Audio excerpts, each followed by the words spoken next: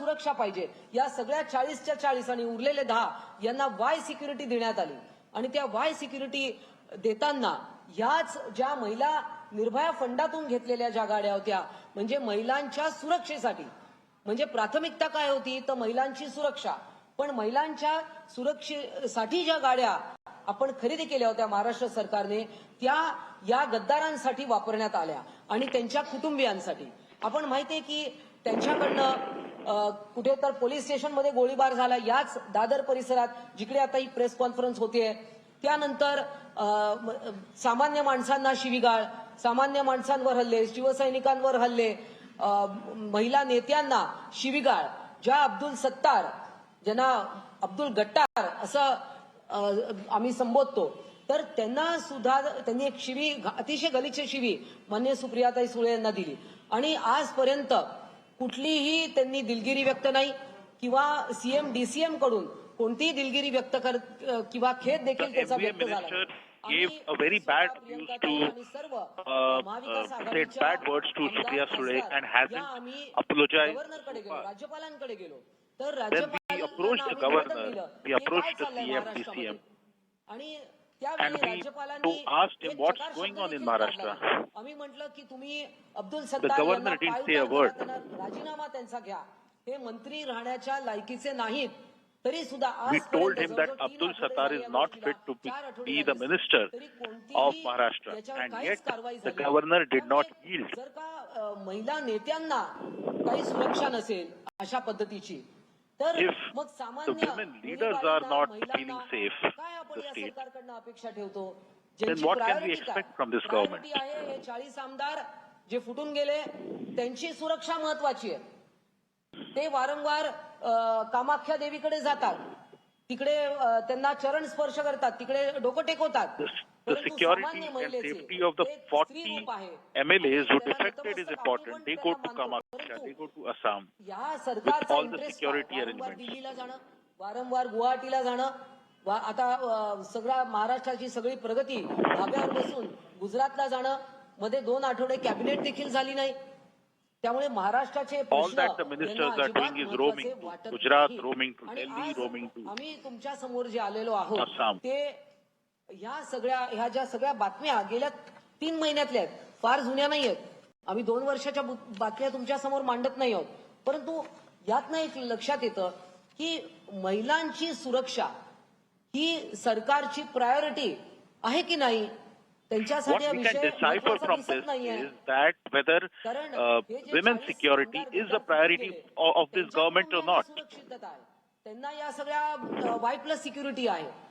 जे छत्रपती शिवाजी महाराजांवर बोलतात, जे सावित्रीबाई फुलेंवर बोलतात, ज्योतिबा फुलेंवर बोलतात, सगळ्यांना सुरक्षा आहे आज या महाराष्ट्रामध्ये.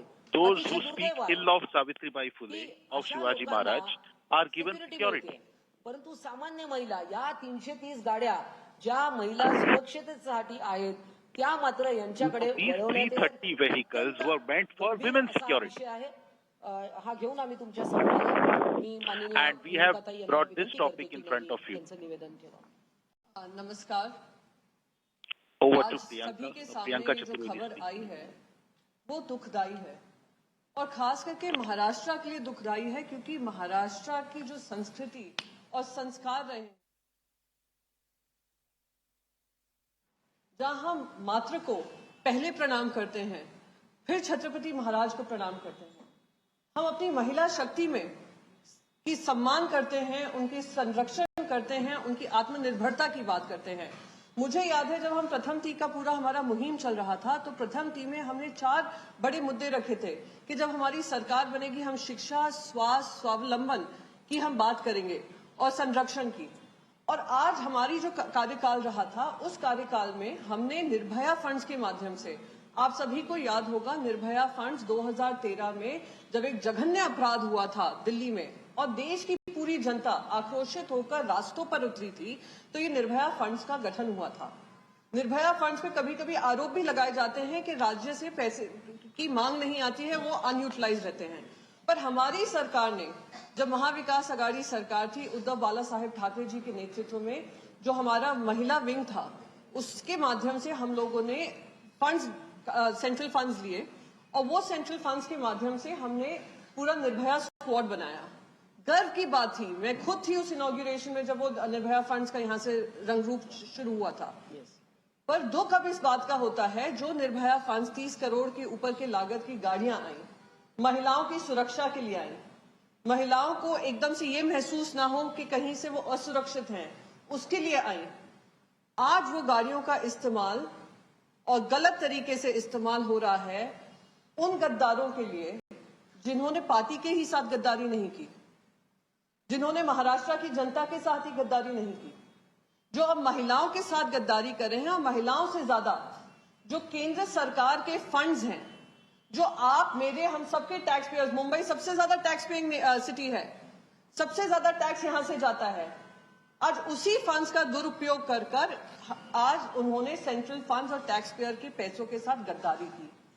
सुरक्षा किन लोगों की जा रही है? बाय+ सिक्योरिटी दी जा रही है किन लोगों की?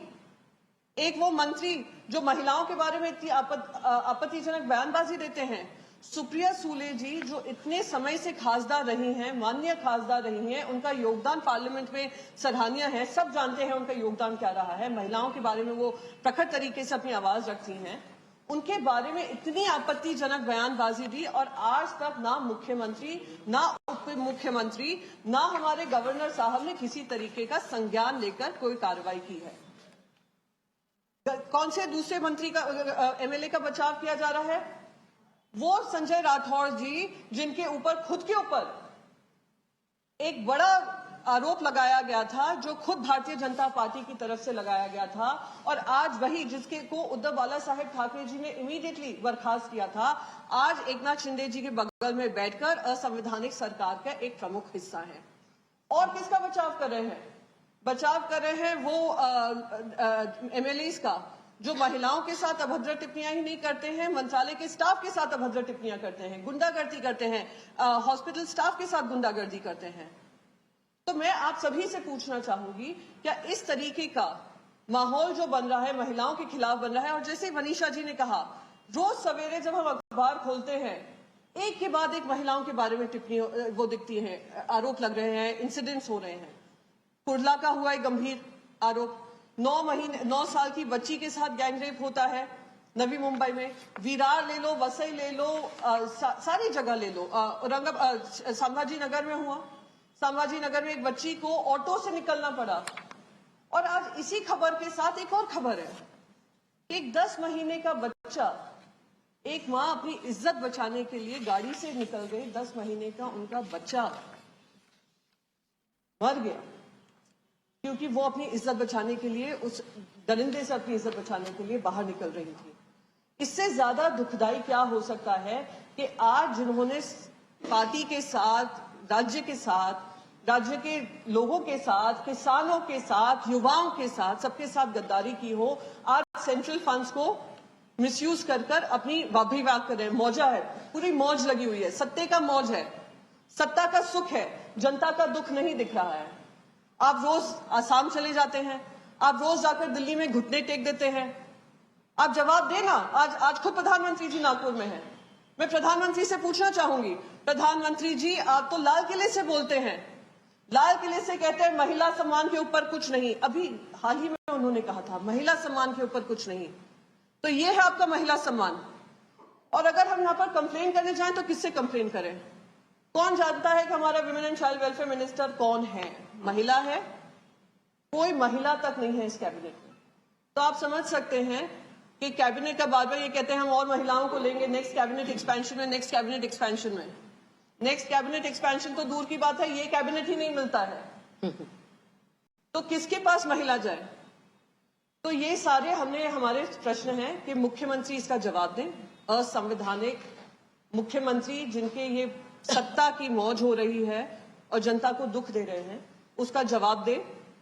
ये किस तरीके से, किस अंतर्गत ये काम हुआ है? जो हमारे होम मिनिस्टर हैं, गृह मंत्री, जो उप मुख्यमंत्री भी हैं महाराष्ट्र के, जो आज सब व्यस्त हैं, आज सब नागपुर में व्यस्त हैं, कभी गुजरात के इलेक्शन में व्यस्त रहते हैं, कभी असम में व्यस्त रहते हैं, कभी दिल्ली में व्यस्त रहते हैं, सिर्फ महाराष्ट्र की जनता के लिए व्यस्त नहीं है, तो वो जवाब दें। और मैं तो ये भी कहूंगी कि सेंट्रल फंड स्पॉन्सर्ड स्कीम है, सेंट्रल गवर्नमेंट का इसका संज्ञान लेना चाहिए और उस कैबिनेट की सबसे नॉन परफॉर्मिंग जो women and child welfare minister है उनको जवाबदेही लेनी चाहिए और महाराष्ट्र सरकार से पूछना चाहिए कि ये किस तरीके से ये कार्रवाई हुई है। ये गलत है। और हम ये भी चाहते हैं कि जब से ये सरकार बनी है उसका ऑडिट हो, जो भी फंड सेंटर से एलोकेट हुए हैं उसका ऑडिट होना चाहिए और आने वाले सेशन में उसकी जवाबदेही तय होनी चाहिए कि कौन सा फंड कैसे मिस अप्रोप्रिएट हुआ, ये जनता के सामने आना जरूरी है। तो ये हमारी मांगे हैं और हम चाहते हैं जल्द से जल्द इनकी सुनवाई हो और किसी भी तरीके से अगर मिसयूज हो रहा है हम अपनी आवाज उठाते रहेंगे और आवाज उठा भी रहे हैं और आने वाले समय में भी ये जो भी काम गलत हो रहा है उसके बारे में हम आपको रूबरू कराते रहेंगे। आपके कुछ सवाल होंगे तो हम उसको जरूर लेंगे।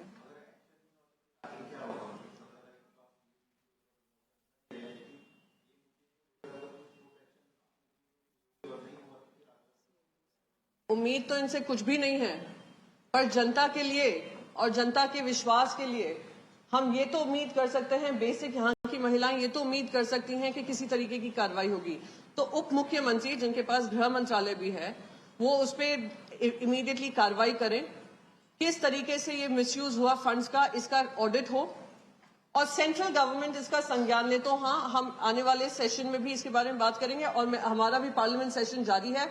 मैं खुद वहां की women and child welfare minister के पास जाकर कहूंगी कि ये आज जो निर्भया फंड्स का गैर इस्तेमाल